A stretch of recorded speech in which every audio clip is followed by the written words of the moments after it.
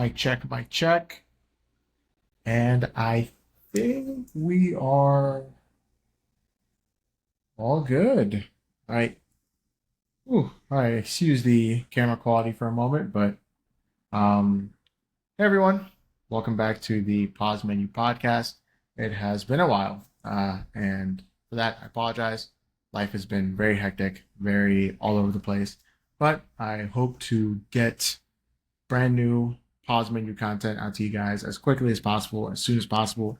And that starts with just working with what I've got, especially with the setup here, as I'm in this transitory, whatever era, right? So without further ado, why don't we just get into it, right? So we've got a couple topics here to discuss today. Podcast will go for as long as it has to be, but as of right now, I believe it's just going to be me rocking it solo as we try and discuss some of the hard hitting topics in the gaming sphere, right? So, for everyone who is not familiar with the Pause Menu Podcast, I'm your host, Oscar, and today we'll be diving into various topics regarding the gaming space and gaming media, and just overall what's kind of hot and what's going on. And this kind of acts as just your general middle of the week break from all the busyness and hecticness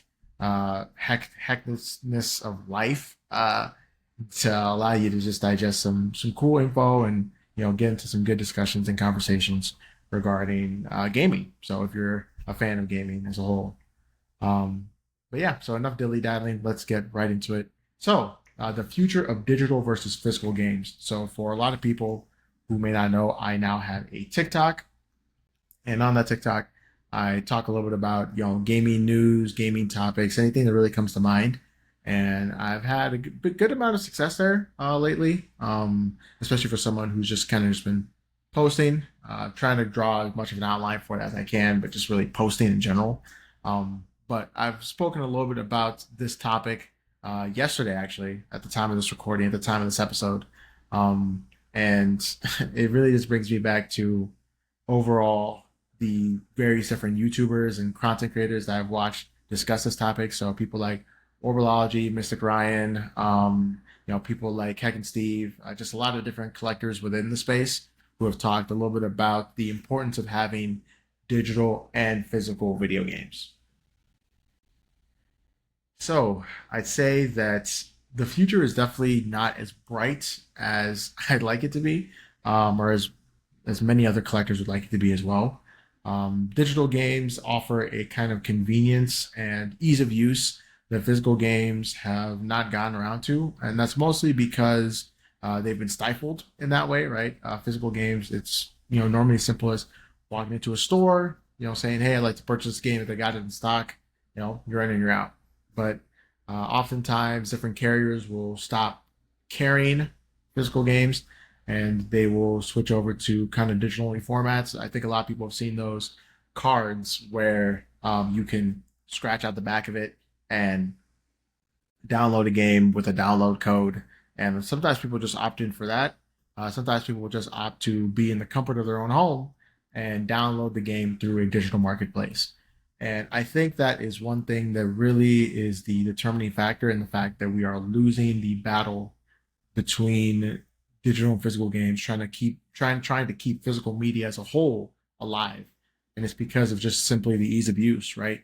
If I want to watch a movie, I have so many different options. I have Netflix, I have Amazon, I have Hulu, in some instances I have YouTube, and I can also rent it from a digital marketplace, whether that be for 24 hours or 48 hours. Something that used to have a whole storefront, full whole brick and mortar physical storefront for, in the form of Blockbuster or any other rental DVD family video spot, is now something that you can just do in the comfort of your own home, and it takes you about 5 seconds. And that is something that I personally really just think is insane to think about, right? And looking at physical games and physical media, I think it's important for us to kind of continue to have that ease of access, for people to get to a point where they're able to easily pick up a physical game if they like, right? And with retro game, it's really difficult because a lot of companies are not keen on making their physical, backlog, the retro backlog available so easily and so readily. And if they do, it's mostly through digital means, right? I think of companies like Capcom that release all these different collections, and they release them in a way that I'm really appreciative of, which is kind of almost frequently in a way where there's a Mega Man Legacy collection, there's the Capcom fighting game collection, there's stuff like the Mega Man X Legacy collection, just so many different collections as a whole that are released occasionally and that keep those games kind of in circulation where there's no real reason for you to pirate a Mega Man game or even to just buy a Mega Man game just straight digitally, right? And you can still buy those collections digitally, but it makes it so if you truly do care about physical media, you're getting a re-release in that form. Nintendo has been a little bit better with preserving, like I guess kind of more so making those games more widely available. And I say this in the sense of those games are able to be, you know, played on modern hardware. So in the form of Nintendo Switch Online, where if someone wants to get a game, or so if someone wants to play a Super Nintendo game or an NES game, then they're able to easily do that just by going on to the Nintendo Switch Online app and making sure they've got the membership, getting those credentials in, and then you can just kind of scroll through an offering of classic games as if it's kind of like a virtual Netflix. That is something that I think is actually super cool. But again, it's a digital offering, of course, so it's not really going to satisfy the physical or the need for physical that a lot of people kind of have. And I think I'm really just trying to sum this up the best way I can. I think we're going to need to preference, digital, not digital, physical storefronts, brick and mortar stores a little bit more. There are a ton of used and retro game stores across the country. And I think those used and retro game stores are pivotal in trying to get more people into not just like the retro game collecting hobby, but just more so the hobby of playing games in general. They don't even have to be retro games. I live in the Northeast Ohio area, right? And in that area, there is a awesome store. It's down in the Cuyahoga Falls, Mentor Falls area called Duck Duck Games.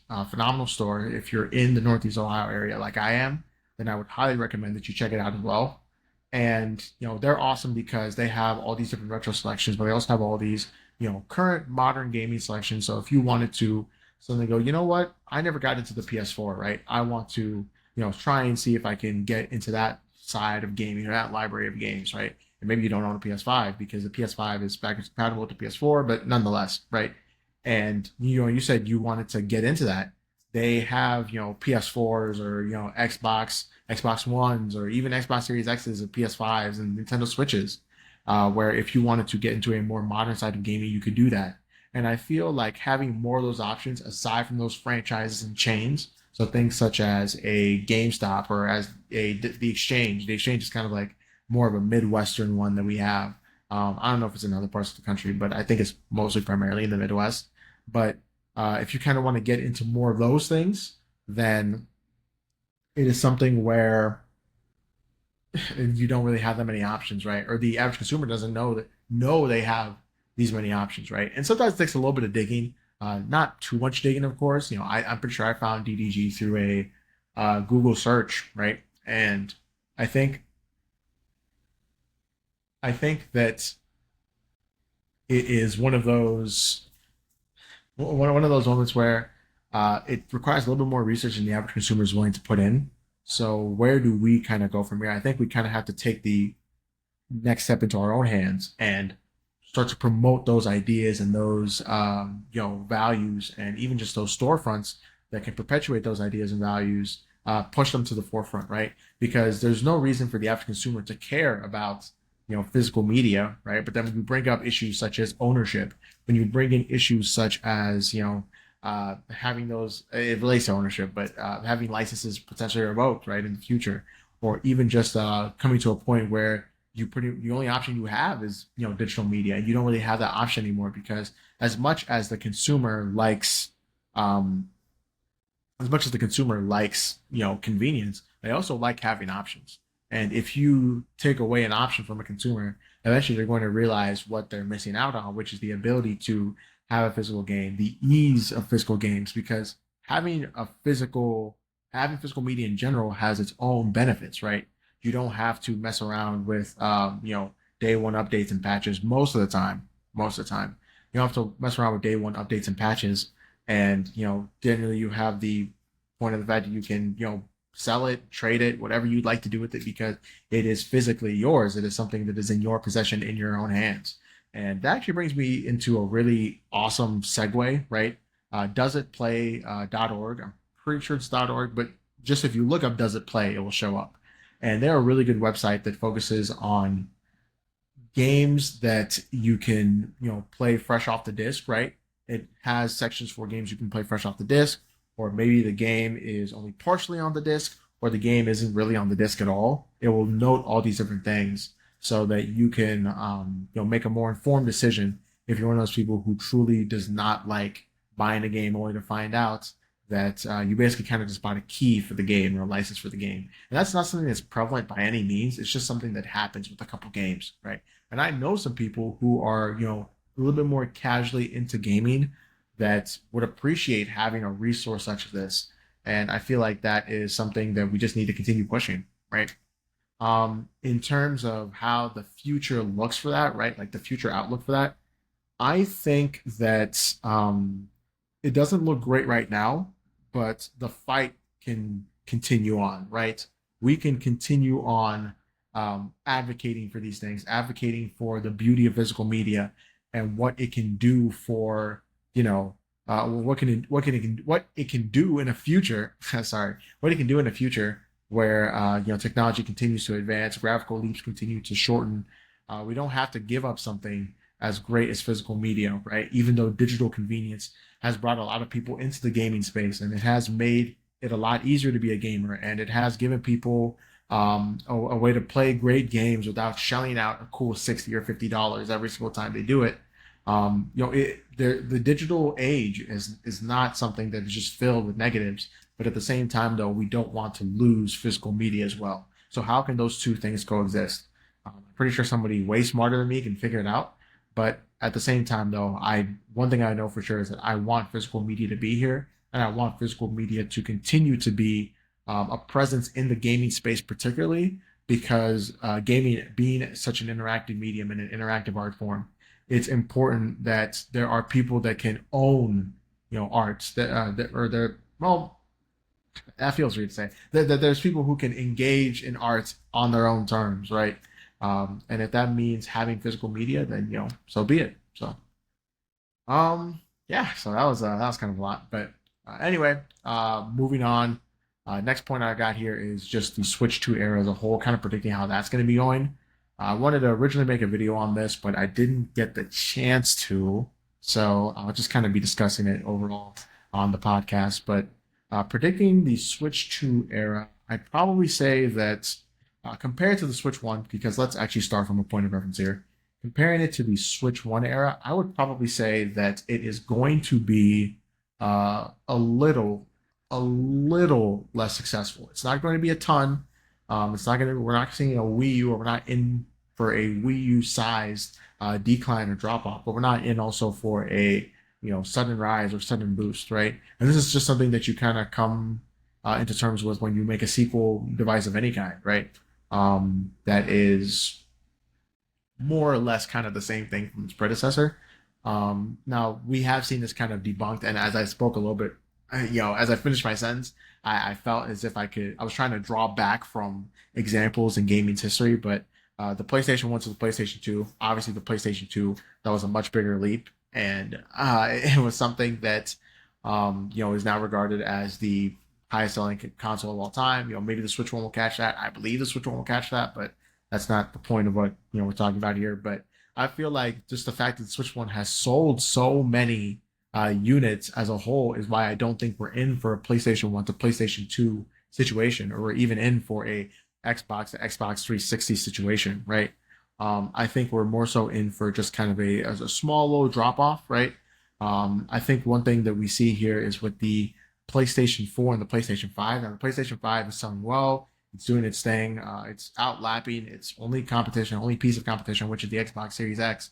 But I don't know, or I don't believe so, or if I don't believe it's on pace to catch the PlayStation 4's 100 plus million units sold, just with the pace that's at right now. Last time I checked, I think it was at 60 million units. But we're only halfway through its life cycle, a little bit more than halfway since we're about 5 years in. But I think that we still have a long, I think it's a long shot if for the Switch 2 to really sell, exactly Switch 1 numbers. I think it can be in that range, maybe, plus or minus 10, 20 million units. And that would be a success, honestly, for Nintendo. Not painting that as if it's not going to be something that would be successful, but I don't think that it's going to suddenly sell 200 million units or it's going to double the units sold of the Switch One. I feel like that's just kind of insane.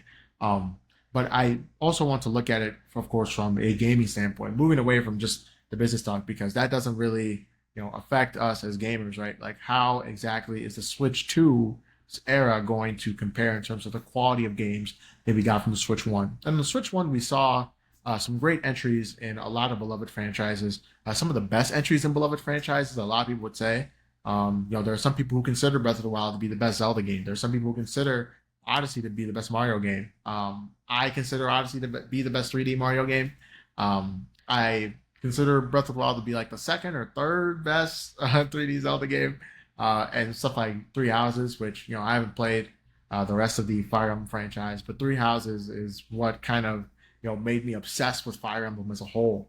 And looking at all those different entries in these different franchises we still didn't see um, strong entries in some other franchises. Of course, Metroid Prime 4 is coming at the tail end. That's also going to be a Switch 2 game, so we're on pace to have, maybe have a kind of a Breath of the Wild esque scenario where Metroid Prime 4 kind of revitalizes the public's interest in the Metroid franchise, right? Makes Metroid kind of a little bit more of a household name than it used to be.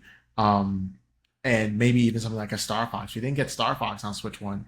I really would like to see a new Star Fox game, potentially, and just all these different franchises. And of course, now we are resetting the gauntlet in a way, right? Where um, we're resetting the gauntlet in a way, in a sense that um, we can look forward to a new Animal Crossing game. We can look forward to a new Smash Brothers game. We can look forward to Gen 10, the new Pokemon game, right? And those are all things to be super excited for, right? I'm a little bit worried that the Switch 2 will kind of just feel like a rerun of the Switch era, which may just be worry that comes from the fact that I'm not in it yet, or that the Switch era has been so far removed from from where we're at right now. I feel like the Switch hasn't been relevant for the past like 2-ish years, right? And it kind of feels like we're looking back on something that feels very ancient. The Switch One started feeling a bit ancient, honestly. Maybe a year or two after the OLED dropped.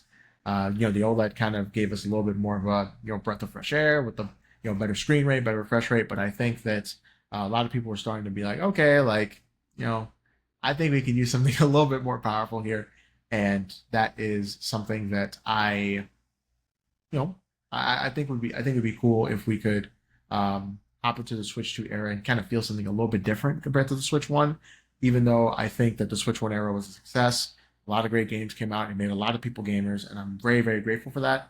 But I think that the Switch 2 era should definitely stand to differentiate itself even more, right? And I think one thing Nintendo fans can also expect is, again, more people to kind of hop onto the Nintendo bandwagon, that Switch 2 bandwagon, because I think Nintendo, as we saw during the Switch 1 era, has really perfected a way to kind of take these different titles and target them towards different audiences, right?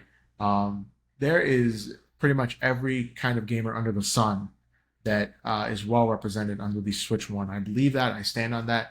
There's the cozy gamer. The cozy gamer has so many different titles on the Switch One. The hardcore gamer or whatever. I don't even know if that's even an archetype that people like to use or think is even accurate anymore. But like that type of gamer has all these different other titles. Maybe stuff like a Doom, or you're about to get up from Soft exclusive, and maybe people who are more so just Nintendo first party gamers. Any Nintendo console is going to be for them. But I think the Switch One especially was a really good console for Nintendo first party, especially after they ported all the Wii U stuff over to it. And yeah, I think also too, I guess going off that point, the Switch 2 is not going to really have the crutch of having Wii U ports to fall back on. So it's gonna need to keep those games flowing. And if you look at the release schedule, I think it's going to do a pretty good job of that, just based on what we're seeing. And yeah, I think looking at just everything that we've seen so far, I think the Switch 2 era is going to be a very strong success. And I think Nintendo fans can also count on more gamers or more archetypes of gamers. Maybe not as big of a net, since a lot of, or I guess some of the sentiment I've been seeing online from some of the different archetypes is that they're good on the Switch 2. They have a ton to play on the Switch 1. And I think Nintendo will realize that and, continue to support the Switch 1, slowly trying to maybe phase it out a little bit. It'll kind of look like a 3DS DS situation where there are, of course, still some DS games coming out, but I think around like 2016 or 17, they just kind of all just died out, like just something like that. And who knows? Especially, I have to talk about the price as well because it feels so weird. Because at the time of this recording, when the Switch 2 was revealed, which was a month and a half ago, wow, that felt like eons ago, just with how much discourse was being surrounded, or just surrounded the a lot of the space and the news space, right? Um, when the Switch 2 was revealed, the price was really the only thing people could talk about, and I think that the price is something that's going to is going to lower. I feel, or it's going to be something that people will be able to stomach more and more as time goes on. Just seeing the general reaction to different things. I remember when the PS5 got revealed, some people thought the PS5 was kind of a little expensive. Of course, it was nowhere near the outrage that was seen with the Switch 2, but I think that eventually over time people are like, oh, okay, I mean, it's whatever. It's the PS5, it's the hot new thing. And I think when the Switch 2 drops, if we even see supply chain issues or stock issues, which the stock issues with the PS5 and the Xbox Series X were crazy. I don't think we're going to see anything like that again. I hope we don't see anything like that again.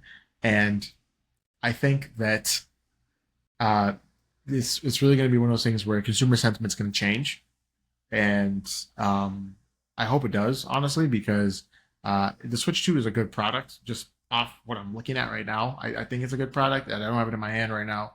So take everything I'm saying with a grain of salt, but just off of all the information that I and the rest of the world have, I don't see anything that would point to this being something that doesn't work, that feels flimsy, that feels like it's just dead on arrival. I think it's going to be a good console. I genuinely think it's going to be a good one, and I'm looking forward to it. I'm looking forward to the Switch 2 era. I'm looking forward to getting some new entries and some great games and some great franchises. A new Fire Emblem seriously would just save me. It would save lives. I need it. I need it so badly. A Gen 10 that like has time to cook, is well done, utilizes the Switch 2's insane specs. I feel would also be really really great to see.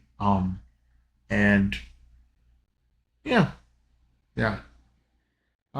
Yeah, speaking of the Nintendo Switch and just overall, I guess some of the talks that I've seen around the Switch 2 and the Switch 1 as a whole, I also want to talk a little bit about the resurgence of handheld gaming. So, handheld gaming as a whole is something that I've you know, I've been really closely attached to my whole life. I was more of a handheld gamer than I was a home console gamer. I owned a Game Boy Advance, a Nintendo DS, for those formative periods of not formative, but my early childhood, right? And in my formative periods of life, I had a 3DS and Switch, of course.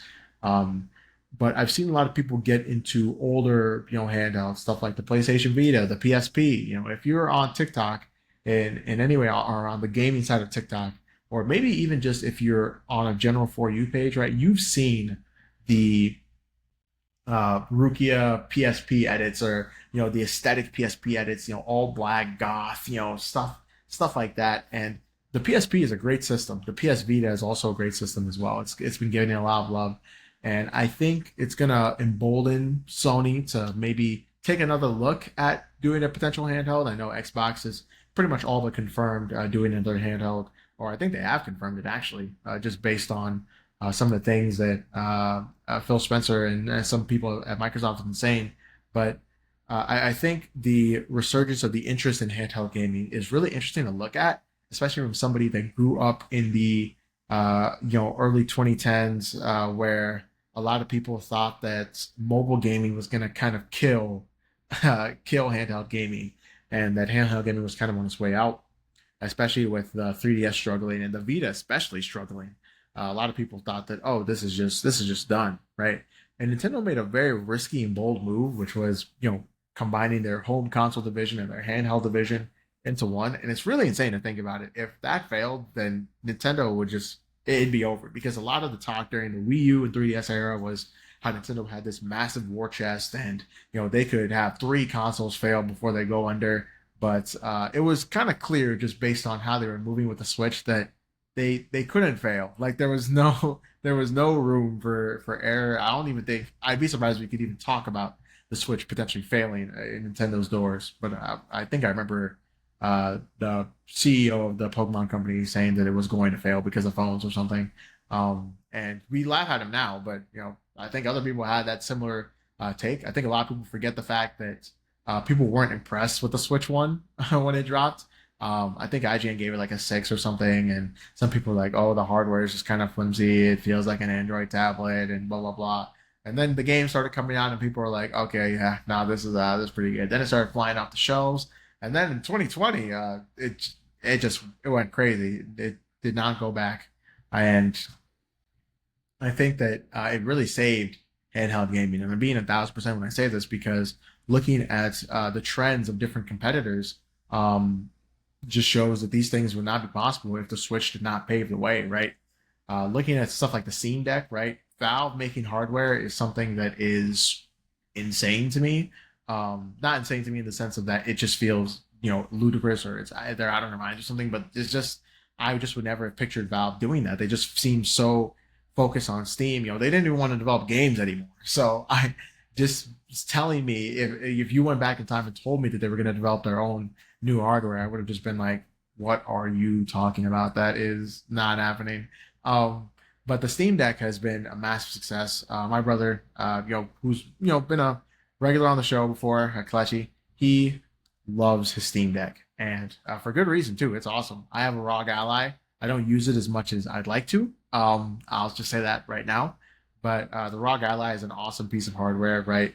I've played a little bit of Steam games on there, a little bit of emulators on there, and it's awesome. It's great. So, and it's also a great option for people who want a Switch but more powerful, right? And they have that choice.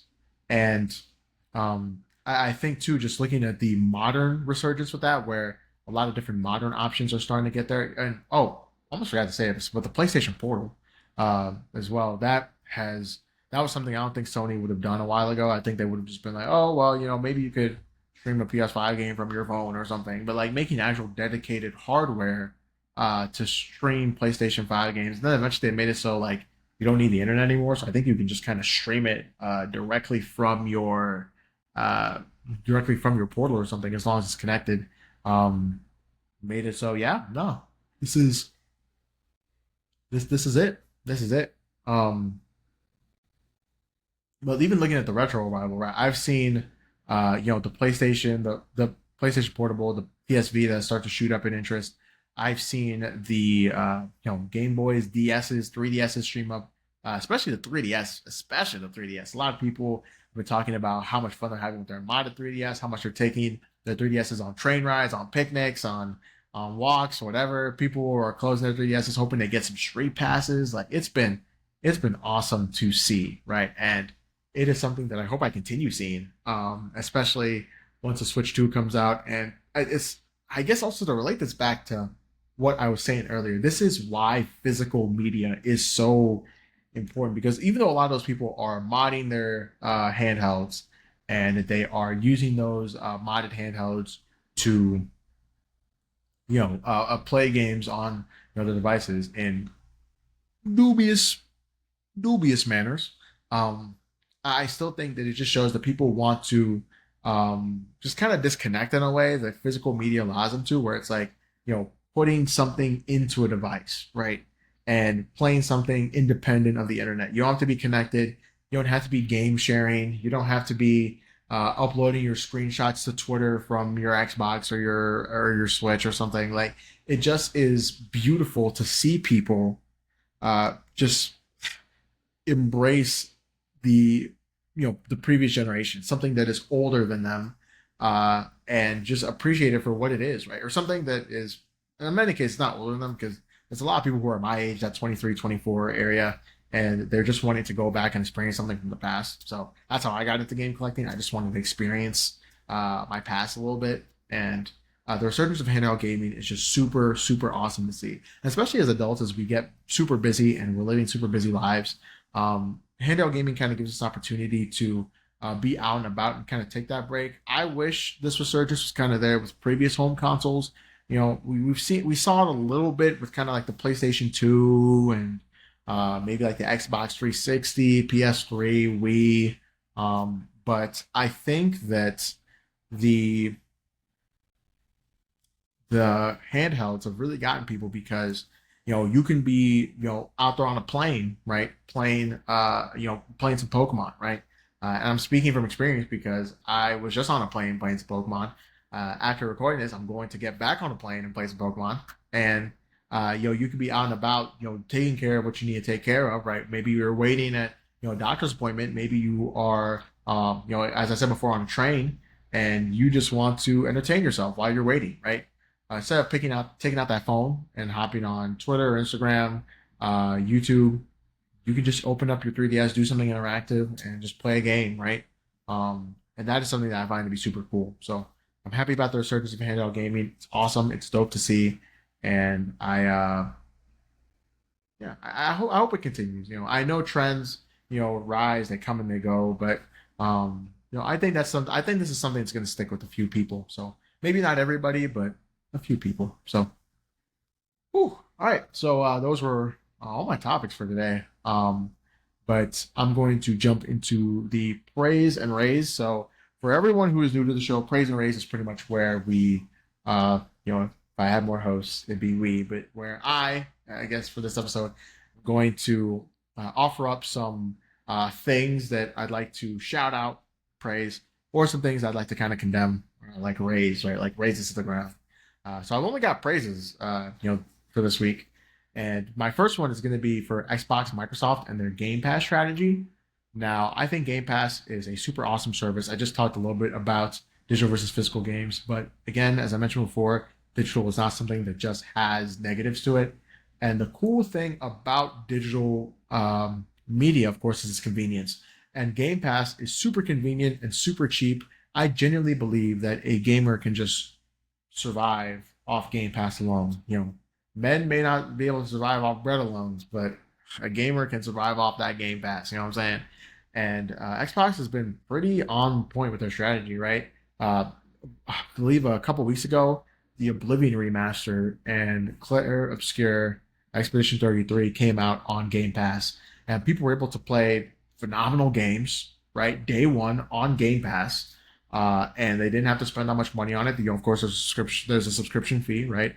Um, but in addition to playing those games, you can also play anything else, right? Game Pass is really good, and this is something that I've been talking to a lot with people online. But Game Pass is really good for people who really just jump from game to game, right? And they're like, all right, just finish this game. What's next, right?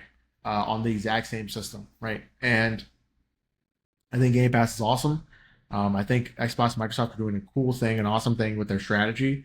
And I just want to give them some praise because I feel like it's been a while since I have really seen Xbox and Microsoft in this positive light.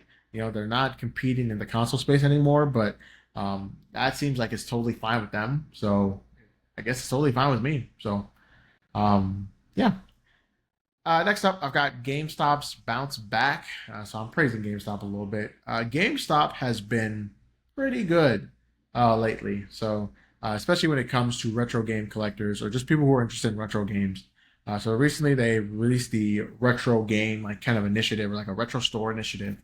And I say recently, but it was kind of a while back. But where they decided, hey, some of our stores are retro store locations. You can get really old games, so stuff dating back to the PlayStation 2, sometimes the original Xbox, GameCube.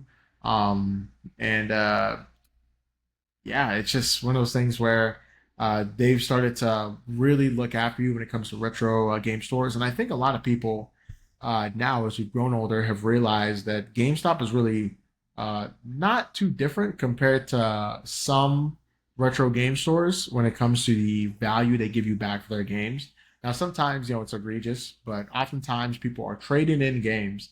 And I think this is something too where um, people aren't really realizing that their experience may be colored by how exactly they are going about it, right? A lot of times people are trading in games that normally aren't worth anything to begin with. So stuff like Madden, 2K, FIFA. Sometimes we have to remember that those are what a lot of people's gaming libraries primarily just consist of.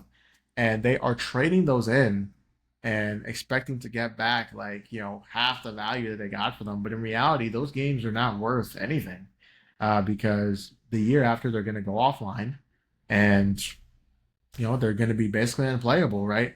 And they're going to be out of date because they're not going to make roster changes. There's going to be no updates, and they're games with very little shelf life, right? And I think GameStop has gotten a little bit better at giving people the value of what their games are worth. They're really good when it comes to pre-ordering titles and pre-ordering games. Their membership has continued to offer some of the best value in gaming, where especially in this time period where things are continuing to get more and more expensive, feels like living and just breathing air costs so much money to do nowadays.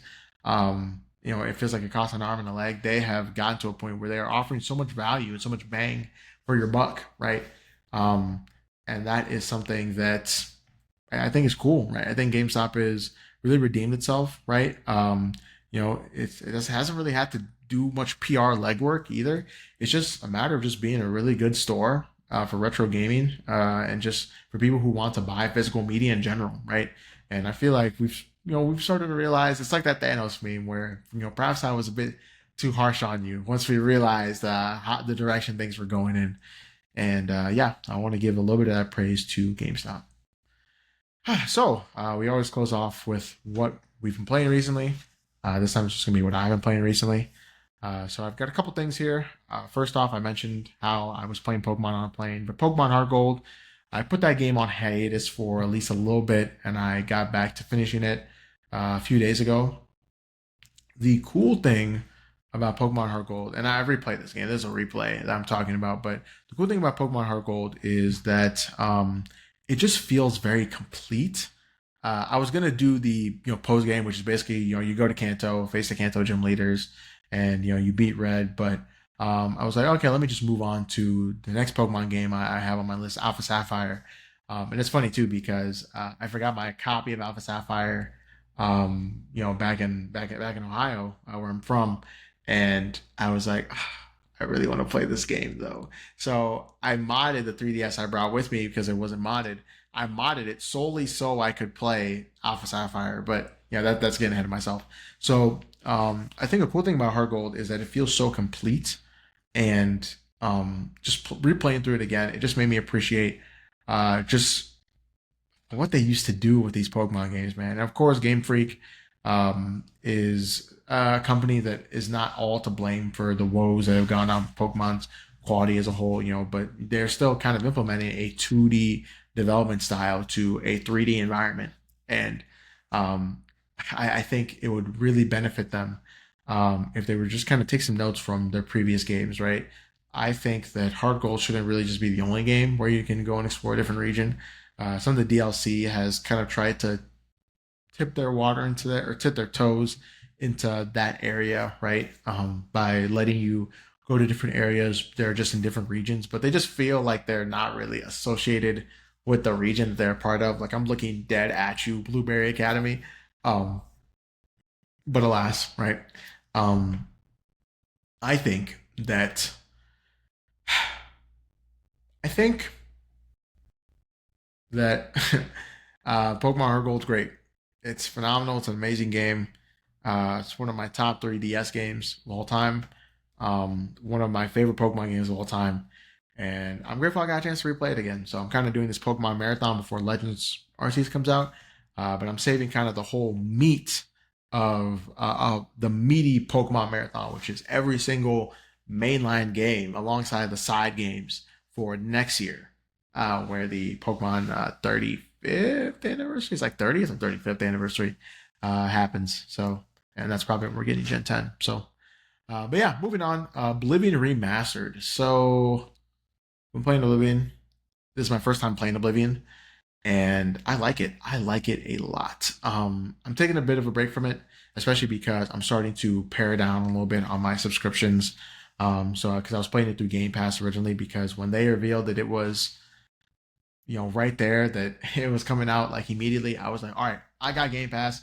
Let me download this thing. Let me just jump into it, and it's awesome, right? It feels like I was transported back in time, but just like with better graphics, and just the character interactions and the way like some NPCs will just talk to you. It's just so funny, especially just the way they move their bodies, or it's like, do you need something, Squire?